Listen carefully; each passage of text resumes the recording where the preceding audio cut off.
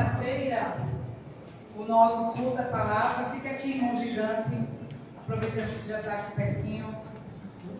Nós não vamos ter a palavra, né? Nós vamos ter um momento que é o testemunho do irmão gigante. Quem está, por favor, irmão?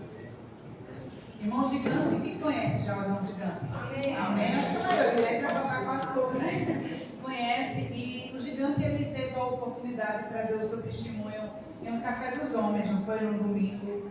E foi uma bênção, né? Eu, particularmente, não ouvi o testemunho, acho que a maioria, como já só estavam os homens aqui, com certeza as mulheres não ouviram e quem não estava também no café.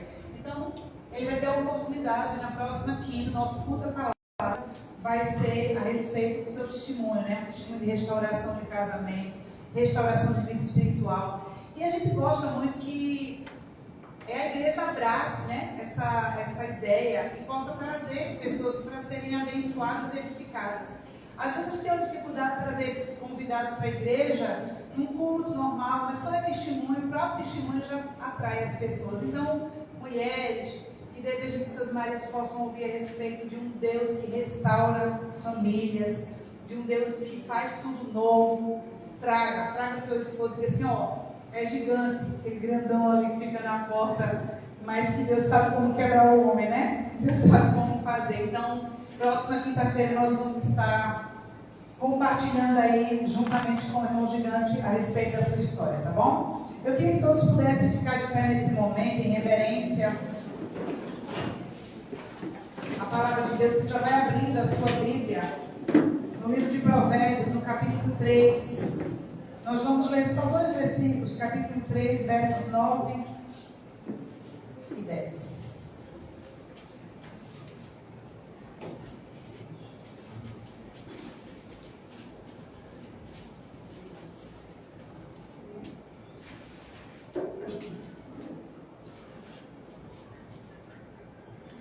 A igreja encontrou?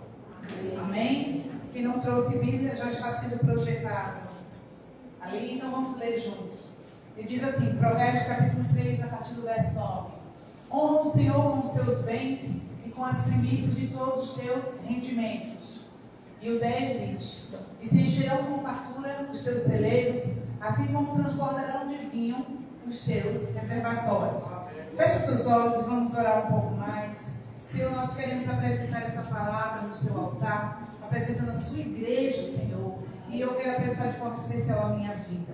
Que o Senhor possa falar as novidades que o Senhor tem, que o Senhor deseja ministrar ao coração da tua igreja. Então nós queremos declarar, Espírito Santo de Deus, o Senhor tem liberdade nesse lugar, essa casa é sua. Assim como nós declaramos agora em forma de louvor, o Senhor pode entrar, o Senhor pode aparecer, o Senhor pode permanecer, porque a sua presença, ela é bem-vinda em nosso meio. Nós amamos a sua presença. Faz aquilo que o Senhor tem para fazer em nós e através de nós. Assim eu te oro, meu Pai, em nome de Jesus. Amém. Vamos sentar a igreja, por favor. Se alguém pudesse cantar aí. Nós estamos esse mês de janeiro trabalhando em cima do tema mês das primícias. E o Senhor começou a ministrar o meu coração. Eu vou passar rapidamente sobre esse tipo de primícia, que é a primícia dos bens. Mas nós não vamos nos adeter somente a ele, porque eu quero trazer uma reflexão sobre honra. Primícia é uma questão de honra. E sim, a nossa vida financeira, sim, os nossos bens, eles podem ser um instrumento onde você pode estar honrando a Deus. Mas não é o único instrumento, é uma das formas de nós honrarmos a Deus. O texto que nós acabamos de ler, lá em Provérbios, precisa colocar 3, versículos 9 e 10, diz: honra ao Senhor com os teus bens e com as primícias de todos os teus rendimentos. Interessante, a primeira orientação que o proverbista vai falar é: através de uma atitude de você devolver, de você deliberar com os seus bens e as primícias dos teus rendimentos, você está honrando a Deus. Ou seja, Deus sim se sente honrado quando você não ama mais os bens do que a Ele. Deus sim se sente honrado quando você entende que é Ele quem abre a porta, é Ele quem mantém a tua casa quando você devolve a Ele a parte que cabe a Ele. Então, Deus se sente honrado, sim. E olha que o Senhor vai falar assim: encherão com fartura todos os teus celeiros, assim como transbordarão de vinho os teus reservatórios. Está falando assim, filho, não se preocupa. E quando você me honra, você não perde nada. Aleluia. Deus sabe tanta intenção do nosso coração, a motivação do nosso coração, que Ele, além de nos permitir sermos abençoados por deliberarmos aquilo que já é dele, Ele ainda tem promessa para quem honra Ele através dos dízimos e ofertas. Que Deus é esse que contempla a nossa disponibilidade? E alguns podem dizer: mas as primícias estavam sendo tratadas no Antigo Testamento, né? Os antidizimistas vão bater nessa tecla e vão levantar a bandeira de que o Novo Testamento anularia o dízimo. Pastor Jailson, a Bíblia vai fazer menção em bens e riquezas em 2080 vezes na palavra. Então, se Deus não quisesse falar a respeito de bens e de riquezas, não seria um assunto tão abordado no Antigo e no Novo Testamento. O próprio apóstolo Paulo, no Novo Testamento, na igreja de Coríntios, ele vai falar lá em 2 Coríntios 9:8, certos de que Deus é poderoso para fazer que toda graça nos seja acrescentada, a fim de que todas as áreas da vida, em todo o tempo, tendo todas as vossas necessidades satisfeitas, transbordeis em toda a boa obra. O apóstolo está dizendo assim: qual é a área da sua vida que você deseja que Deus transborde? Ele é suficiente para conhecer a sua necessidade, Ele é suficiente para levar em conta a sua necessidade, e Ele é fiel para fazer transbordar todas as suas necessidades. Porque é uma colheita, meu irmão. Você não precisa ser bom de agricultura. É a lei da semeadura: tudo que o homem plantar, certamente colherá. A diaconisa Carla falou a respeito de uma colheita. Ela colheu o machixe, e ela, na verdade, ela plantou o machixe, e ela colheu o machixe. Deus é tão lindo que Ele quer nos mostrar de forma didática: filho, se você colhe, você planta obra, você planta dinheiro, você planta bens, as primícias do seu bem, se você honra a Deus através da sua primícia, dos seus bens e riquezas, você vai ter abundância nessa área. Amém? Amém? Mas como eu falei, eu não vou tratar a respeito nessa noite somente da parte de primícias e bens e riquezas. Mas eu quero falar sobre formas de entrega, sobre formas de honra. Porque há ofertas que Deus não recebe, amém? Há ofertas que Deus, além de não se agradar da oferta, Ele ainda não se agrada do ofertante. Aquela história de que Deus recebe de todo jeito, vamos fazer de qualquer forma para Deus. Não. Há ofertas que Deus, Ele recusa. E há formas como você chega e vai ofertar, que Deus, além de não aceitar a oferta, Ele ainda não aceita o ofertante. Quer um exemplo? A Bíblia vai falar lá no livro de Gênesis, capítulo 4, de dois irmãos, Abel e Caim. Abel era pastor de ovelhas, Caim é um agricultor. Aqueles dois irmãos, eu imagino que foram ensinados a dar ao Senhor a parte que lhe cabia. Mas olha interessante, a Bíblia vai falar, olha, o Senhor, primeiro vai falar assim: passado o tempo, Caim apresentou alguns produtos do solo em oferenda ao Senhor. Passado algum tempo, ou seja, Caim era agricultor. Então imagina o seguinte: Caim passou uma temporada plantando chuchu, girimum, maxixe, maçã. E aí quando chegou o tempo da colheita, Caim fazia o seguinte: ele colhia os frutos, os primeiros frutos, e ele fazia qualquer outra coisa, mas não pegava a primeira parte dos frutos, porque primícias são as primeiras partes, e ele não dava ao Senhor. A Bíblia diz que passado algum tempo, esse passado algum tempo pode ser, ele colhia hoje e só entregava a Deus daqui a uma semana, ele colhia hoje e só entregava ao Senhor daqui a 6 meses. E a Bíblia vai dizer que o Senhor se aborreceu com a oferta de Caim. Por quê? Porque Deus não gosta de banana e de maçã, não. Porque Deus gosta de prioridade. Aleluia. Não é pela oferta, mas é pelo... E a Bíblia vai dizer: ora, o o Senhor aceitou com alegria Abel e sua oferta, todavia não se agradou de Caim e da sua oferta. Por quê? Porque Abel, por sua vez, ofereceu as primícias e a gordura do seu rebanho. Abel era o seguinte, estava lá, a vaquinha dando parido. O primeiro novilho que nascia, a primeira vaquinha, o primeiro bezerrinho que nascia, ele limpava e ele dizia, é o primeiro filhote, é o primeiro jeito, não é meu, é do Senhor, eu entrego a Deus a primeira parte. Por quê? Porque o Senhor merece aquilo que é primeiro. É uma questão de honra. E aí, nós vamos entender o seguinte, não se trata do que Caim ofertava, mas a forma como Caim ofertava. Caim ofertava no tempo dele, da forma dele, quando sobrasse. Abel não. Abel ofertava a primeira parte a Deus. Caim é a geração que, se eu tiver tempo, eu ajudo na igreja. Se me sobrar dinheiro, eu ajudo naquela obra.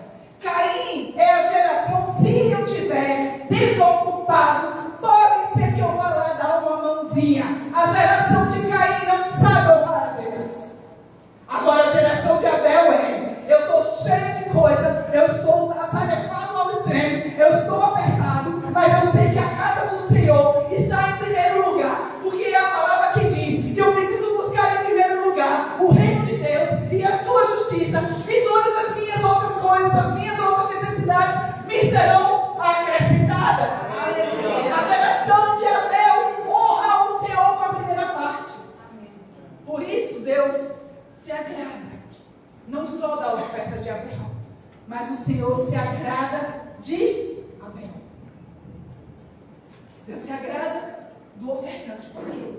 Porque Ele sabe as intenções do nosso coração. E aí o próprio Jesus, Novo Testamento, o próprio Jesus, Ele vai ressaltar a motivação com que nós ofertamos para Ele. Por isso que eu volto a dizer, não se trata do valor, mas se trata do nosso coração. A Bíblia diz lá no Evangelho de Marcos, no capítulo 12, que Jesus se assenta ao lado de um gasofilácio. Olha o que Jesus faz. Você se sentiria constrangido? Se nós puséssemos aqui no meio esse gasofilácio é isso aqui, e alguém estivesse do lado, prestando atenção no valor que você estava colocando, você se sentiria constrangido em você estar observando as ofertas depositadas no gasofilácio? Pois eu quero dizer, foi assim que Jesus fez. Jesus se sentou ao lado do gasofilácio e começou a observar os ofertantes. E a Bíblia diz que muitos ricos começaram a depositar as suas riquezas no gasofilácio. Eu imagino que à medida que chegava um empresário, à medida que chegava um homem influente, à medida que ele colocava as moedas, eram muitas moedas. E Jesus estava ali, apenas observando. Mas aí entra em cena agora uma senhora, uma mulher, viúva, pobre. E nós sabemos que o contexto de viúva na Bíblia era alguém que vivia de ajudas. Ela vivia à base de pessoas que contribuíam, então ela não tinha salário. Uma viúva naquela época não era visto um lixo como hoje tem. Uma viúva vivia das ofertas e da compaixão da vizinhança. E a Bíblia vai dizer que essa viúva, entretanto, da penúria, deu tudo quanto possuía, todo o seu sustento. A moeda que aquela viúva deposita no gasofilácio era a representação de 1/6 de denário. Denário era um dia de trabalho. Eu me dei ao trabalho de calcular, baseado em um salário mínimo, quanto seria 1/6 de um dia de trabalho. Seria o equivalente a mais ou menos R$ 5,50. Só que aquela moeda de R$ 5,50, ela consegue atrair a atenção de Jesus. Porque Jesus observa que aquela mulher, na hora que ela está depositando tudo quanto ela tinha, em meio a um cenário de dificuldade, ela não estava preocupada no que iria acontecer amanhã, se o sustento iria faltar, porque ela estava depositando no altar do seu pai, no altar da casa de Deus. Aquilo que o Senhor está falando é o seguinte: quando você me honra, é impossível você voltar de mãos vazias para casa. Aquela mulher, ela conseguiu atrair a atenção de Jesus quando Jesus falou: a diferença dos ricos e da viúva é porque eles davam o que sobrava. Ela deu tudo quanto ela possuía. Ela não deu porque não iria faltar, pelo contrário, porque honra não é o que te sobra, honra não é aquilo que está mofando na sua casa, honra é você saber que vai custar para você um nível de sacrifício tão grande, mas que você está deliberando para alguém que você ama. Isso é honra. Fazer o que todo mundo faz da forma como está tudo muito bem é fácil. Agora fazer quando isso vai despender de você sacrifício, Deus vai amar essa honra. Amém? Amém. E agora eu quero entrar em um outro texto, que como eu falo, eu não vou entrar sobre essa questão de ofertas, mas eu preciso. Nós não podemos falar de primícias. Nós não podemos levar a igreja para um nível mais alto para colher nessa área, se ela não aprender. A área que ela plantar, ela vai colher. Nós vamos falar agora a respeito de um homem que estará no livro de Gênesis, capítulo 22, não precisa abrir, mas um homem que pôde mostrar ao Senhor e pôde mostrar com a sua vida uma expressão de honra. E eu quero enfatizar muito sobre essa questão, porque a primícia de honra, ela nunca vai nos esvaziar, ela vai nos encher. Sempre que você honrar a Deus, em quaisquer áreas que você escolha honrar, você não está se esvaziando, você está se enchendo dele. Porque Deus, ele não se torna mais Deus, mais importante, mais influente quando nós o honramos. Mas nós, quando o honramos e deliberamos para ele aquilo que ele de fato merece, ele está elevando a nossa importância nele. Então a primícia de honra não é para nos esvaziar, mas é para nos encher. É Deus reconhecendo o coração dele, o coração dela ama tanto a mim, que ainda que sejam as coisas difíceis, ele não vai se corromper em meio aos bens e riquezas. Ele não amou mais os bens do que a mim, ele não ama mais as dádivas, ele não ama mais a porta que eu abri do que a mim. Ele simplesmente me dá a habilitação para que ele seja próspero na área que ele está me honrando. Amém. Amém? E aí Abraão agora é chamado para uma jornada de aventuras. Porque quando nós falamos de Abraão, nós não vamos conseguir nunca mensurar o que Abraão viveu. Porque nós precisamos falar o seguinte: Abraão não conhecia Deus. Os ascendentes de Abraão não ensinaram quem era Deus. O povo não estava sendo ensinado sobre esse Deus. Até então, quando Deus o chama, ele não era o Deus de Abraão. Então Deus agora fala assim: Abraão, eu preciso que você saia da sua terra. Eu preciso que você saia de um lugar que para você talvez esteja cômodo. Abraão estava vivendo junto à sua parentela. Financeiramente ele estava estabilizado, bem casado. Mas Deus fala assim: eu preciso que você saia disso aqui, porque eu tenho uma jornada com você agora, meu amigo. Para onde eu vou? Não vou te contar agora. O que eu vou fazer? Também não vou te falar. Eu só quero te dizer uma coisa: deixa para trás, porque você vai viver jornadas de fé comigo. E aí agora Abraão sai de Ur com uma promessa nas mãos: ser pai, mas não pai de poucos filhos, pai de uma nação, de uma multidão. E nós vamos ver que desde quando Abraão sai até a hora que a promessa finalmente se cumpre em Isaac, Abraão tem os seus altos e baixos, como todo homem e mulher que deseja e decide obedecer. Toda pessoa que decide ir para um caminho de obediência, ela vai viver alguns dilemas de fé. O coração, juntamente com o da sua esposa, o que fez? Vamos dar um jeito. Trazer Ismael torna Isaac. Então, o tempo ele vai provar de fato o lugar da obediência. Mas Abraão, como eu e você, quando temos uma palavra, o dom da palavra vai cumprir, passe o tempo que passar. Ele vai cumprir, acabou. E aí agora Abraão está com o filho da promessa, Isaac, na sua casa. Eu posso dizer, e eu ouso dizer, que Abraão estava vivendo o melhor momento da sua vida.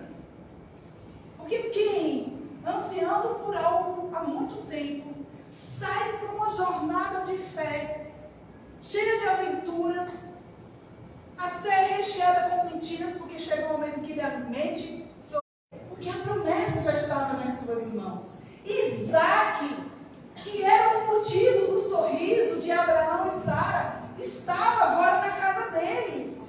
Eu fico imaginando como era para Abraão acordar de manhã e ver o seu filho brincando lá entre os servos, entre a casa, um homem com 100 anos.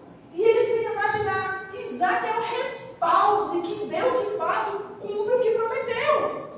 Isaac é a confirmação que mesmo que o cenário esteja contrário, mas debaixo de uma palavra o Senhor vai cumprir. Isaac foi o motivo daquela família voltar a sorrir.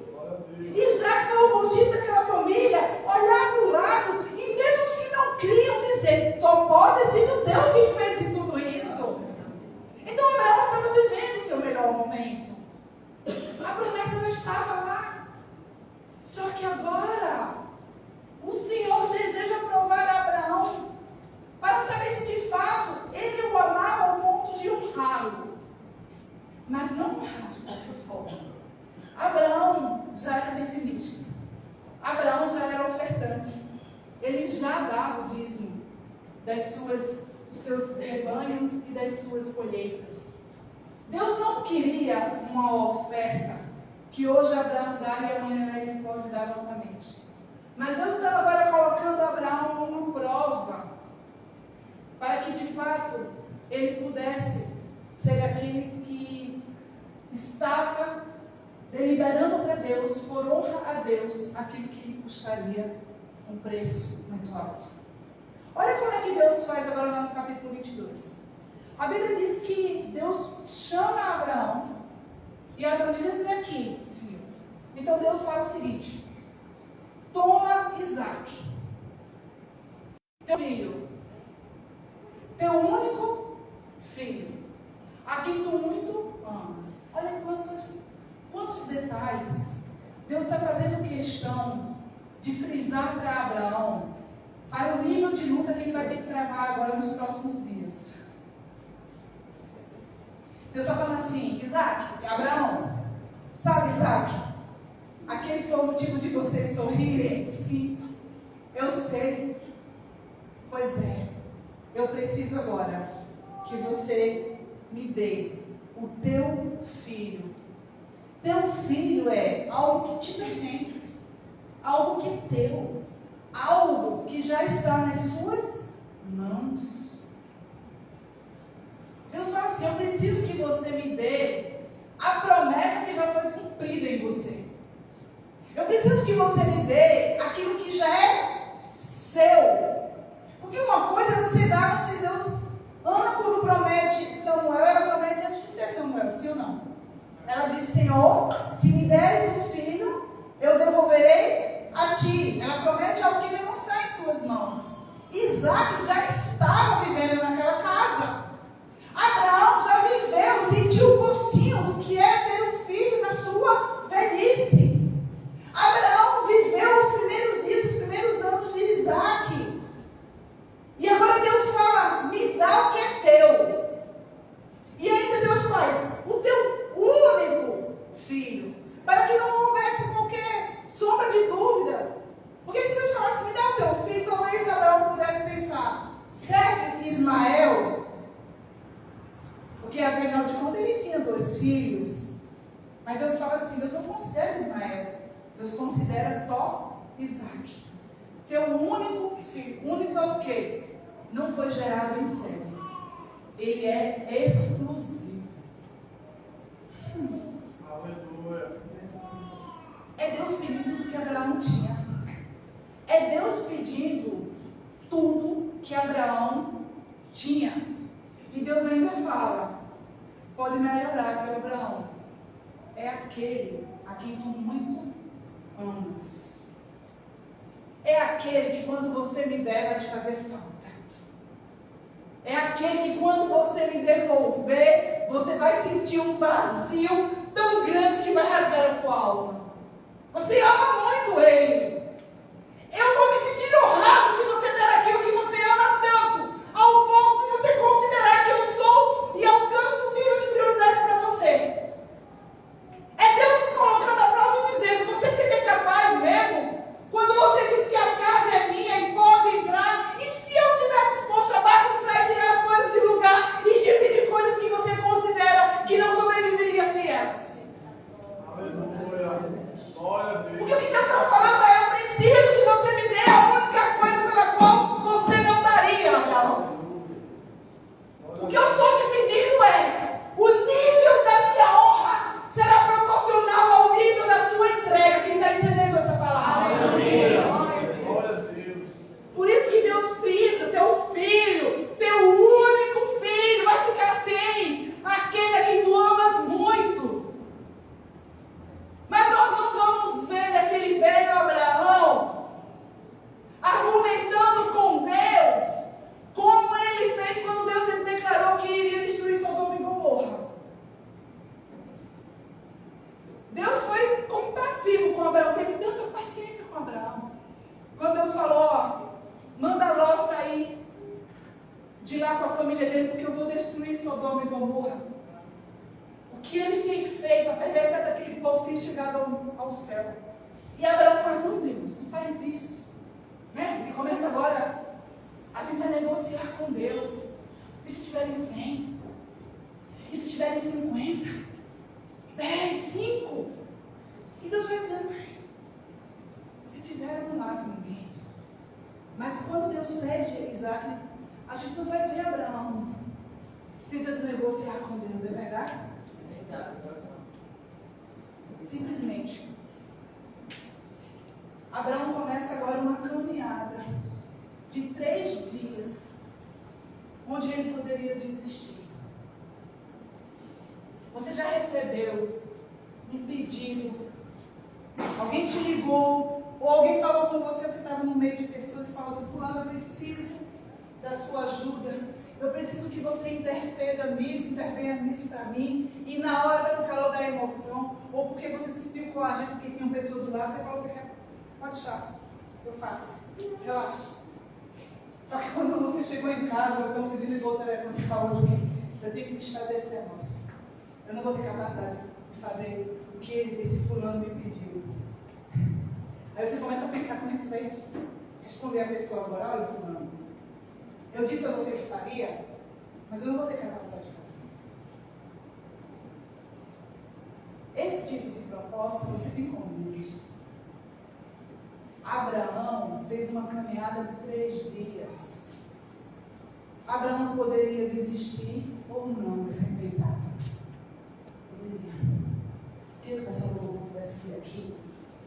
E a Bíblia diz que quando finalmente Deus pede Isaac, eu fico imaginando o que passou no coração de Abraão. Deus estava pedindo o sorriso daquela família. Deus estava pedindo a alegria daquela família. Deus estava pedindo o fim da humilhação daquela família. Você sabe quando você fala assim: Deus me falou que isso aqui vai acontecer, e aquilo que você disse que Deus falou contraria totalmente a lógica. E as pessoas dizem assim: fulano, eu acho que você entendeu mal. Eu acho que você está... Eu até considero a sua fé, eu até acho bonita, mas eu não acho que isso vai acontecer não, fulano. E você se sustentar naquela palavra, e você diz assim: mas foi Deus quem falou. Isaac era o respaldo de um Deus que cumpre promessas. Isaac era o seguinte: Enquanto muitos estavam dizendo, está vendo Sara, bichinha, o tempo está passando. E ela não consegue sorrir, porque ela deseja tanto um filho. Está vendo Abraão? Veio aqui para entrar, saiu de casa. A vida dele estava tão confortável. E ele disse sim para um Deus que prometeu uma coisa totalmente ilógica, ser pai aos 100 anos. Aí Isaac nasce. Isaac era o fim da humilhação para a vizinhança.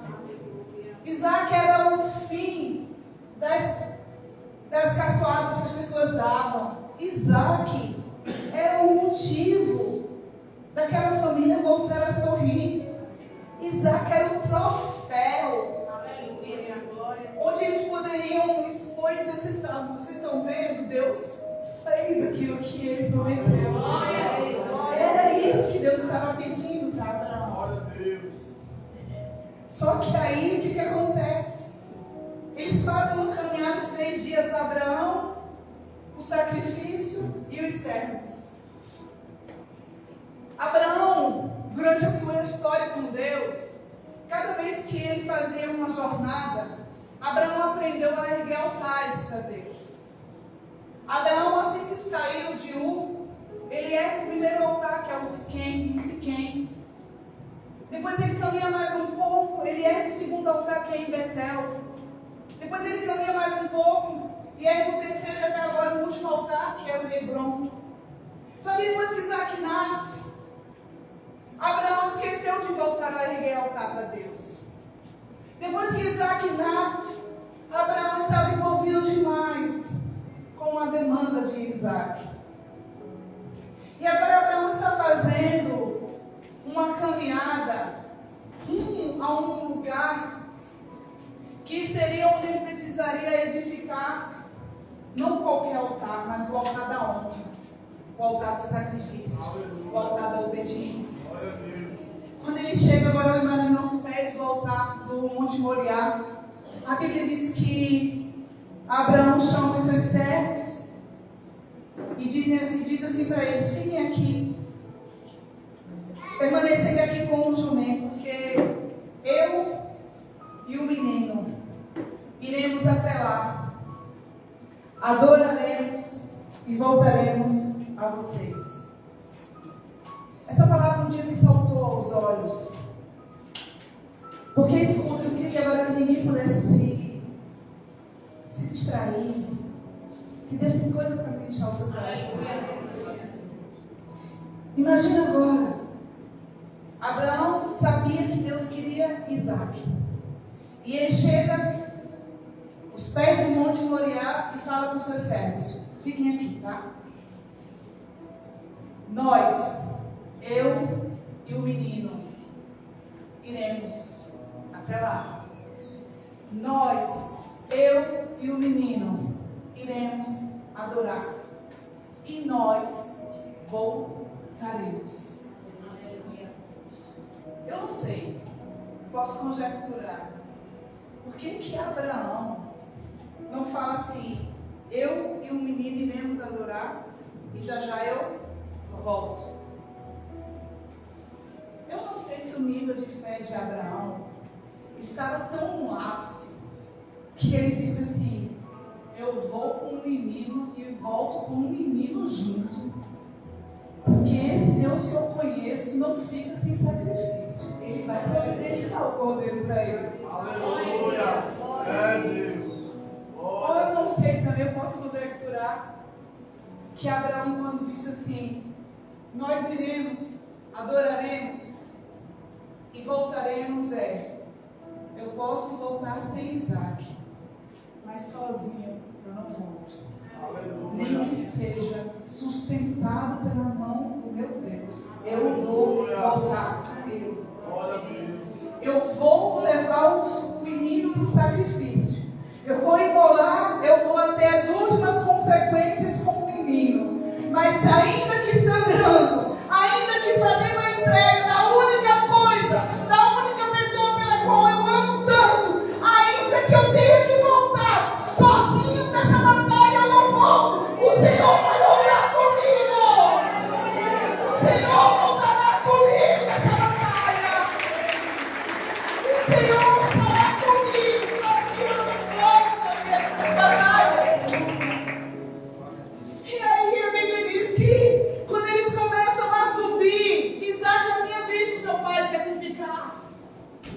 Isaac observa agora que eles tinham tudo, exceto o principal. Eles tinham a lenha para gerar o fogo. Eles tinham um cutelo para imolar o cordeiro. Mas eles não tinham um cordeiro. Isaac agora faz uma pergunta que eu imagino. Se Abraão estava sendo provado, essa foi a hora onde ele precisou exercer a prova. Porque Isaac vai perguntar: fogo, a lenha, mas onde está o cordeiro para o holocausto? E hoje, fazendo essa mensagem, saltou diferente a resposta de Abraão. Abraão diz assim para Isaac: Deus proverá para si, meu filho, o cordeiro para o holocausto. Em outras palavras, o Senhor começou a ministrar essa tarde no meu coração. A minha parte, Isaac, é entregar. E a do Senhor é providenciar. Ele não estava dizendo assim: você é o sacrifício, Isaac. Ele estava dizendo assim: nós temos, é verdade, a lenha e o cutelo. E o que é o principal? O principal é o que eu vou fazer para Deus. Agora, o que Ele vai fazer é com Ele. Porque quando eu honro e eu entrego, as minhas mãos não voltarão vazias. Por isso que eu falei a primícia: não é para te esvaziar, é para te encher. Ao ponto de ele ir até as últimas consequências para imolar o seu próprio, único, e o filho que ele amava. E aí vem a voz agora do anjo e diz assim: para, Abraão, não estendas a tua mão contra o rapaz, não lhe faças nada. Agora veja, por isso nós estamos falando de honra. Isaac era o primeiro, era o único filho, e era o primeiro filho. Agora bem sei que temes a Deus, porquanto não me negaste teu amado filho, teu único filho. Aleluia. Glória a Deus. Sabe por que Abraão conseguiu deliberar Isaac? Porque o lugar de honra, ele não concorre com outras prioridades do nosso coração. Quando nós amamos mais ao Senhor do que qualquer outra coisa, nada concorre com o lugar de Deus no nosso coração. Porque eu posso imaginar agora o anjo dizendo assim para Isaac, para Abraão: você foi até as vias de fato, mas não era Isaac que eu queria. Eu queria certeza do primeiro lugar no seu coração. Nunca se tratou de Isaac, se tratou de você. Não se trata do que você traz de oferta, se trata de você entender que esse Deus não vai deixar você voltar para casa de mãos vazias. Se tudo é dele, eu não volto sem nada. Talvez o mundo diga assim: mas você vai entregar tudo, você vai ficar sem nada, e você vai dizer: mas a matemática de Deus é diferente. Eu dou e ainda volto cheio. Eu entrego e ele ainda me recompensa.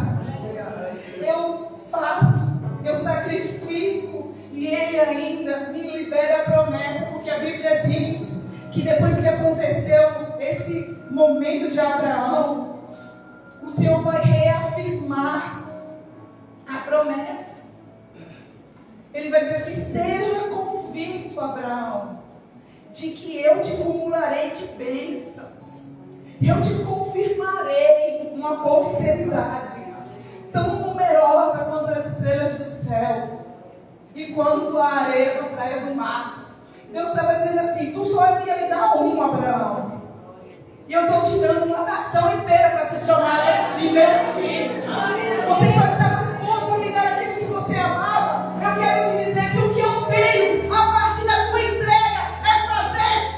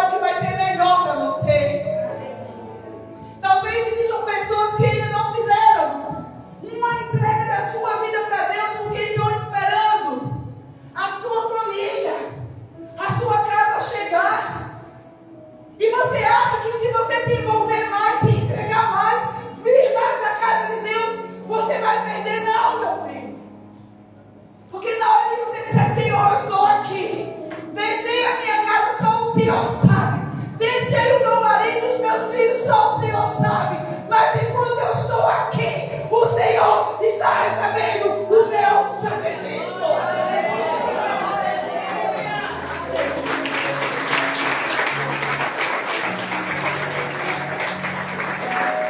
Então, você não perde nada. Você não perde nada, irmã. Às vezes Deus está pedindo tudo aquilo que você projetou como seu futuro. Eu estava conversando com meu marido ontem, fui às lágrimas ontem. Conversando com ele, eu falei assim, meu Deus. Eu cheguei na metade da minha história, não sei o que vai acontecer daqui pra frente, mas eu sei que eu projetei 20 anos tentando fazer uma coisa dar certo, profissionalmente falando. E eu falava assim pra ele ontem, eu não sei qual é essa jornada que Deus está querendo pra minha vida. Mas eu sei que o lugar da obediência ainda vai me levar para o lugar da honra também. Talvez o seu Isaac seja aquilo que Deus está falando, deixe comigo. Talvez o Isaac seja um dos pecados que te afastam da minha entrega genuína e santificadora para com Deus. Eu só sei o seguinte: tem Isaacs para ser entregues nessa noite. Aqui é o altar. Aqui é o Monte Moriá. Talvez faz tempo que você não ergueu mais um altar de entrega. E Deus está querendo que você nessa noite você entregue o seu Isaac no altar. O que o Senhor vai fazer eu não sei. Mas eu sei que o que Ele fazer vai ser bom para você. Você pode dizer assim como Abraão: Senhor, enquanto eu faço essa caminhada até o altar que vai representar o Monte Moriá, eu irei com o meu Isaac. Nós iremos. E nós voltaremos. Então, enquanto nós vamos entoar esse louvor, que a igreja pudesse ficar de pé agora. Mas eu queria uma atitude de posicionamento da igreja. Eu não sei qual é o seu Isaac, meu irmão, minha irmã. Eu não sei qual é uma questão de honra para você dizer assim: não é mais meu Deus. Eu de fato não me imagino abrir mão daquilo que eu amo. A única coisa que de fato eu sinto que eu amo. Vai ser sacrificante, vai doer, vai sangrar. Mas eu estou disposto e disposta a erguer no meu Monte Moriá o meu altar de honra a Ti, Deus. Então, enquanto nós adoramos ao Senhor, essa é uma conversa sua com Deus. Eu queria que você pudesse vir aqui à frente a você, e Deus não vai falar nada. Mas você vai se colocar aqui diante do Senhor, se você pudesse ajoelhar, com um ato de contrição e de entrega, e dizer aqui: Senhor, esse é o meu Isaac. Recebe o meu Isaac. Eu estou disposto a abrir mão de tudo que eu considero que é meu até agora. Vai me custar. Talvez Isaac seja todo o jeitinho que você tentou até agora dar na sua vida. E Deus está querendo que você vá para um lugar de dependência tão grande que Ele diga assim: você precisa mais dar jeitinho, filho. Você precisa mais dar jeitinho, filha. Eu tenho capacidade de fazer tudo aquilo que eu prometi para a sua vida. Aleluia! Eu não quero Ismael. Eu quero Isaac. Seu único Isaac. Vamos fazer esse momento de entrega enquanto nós adoramos.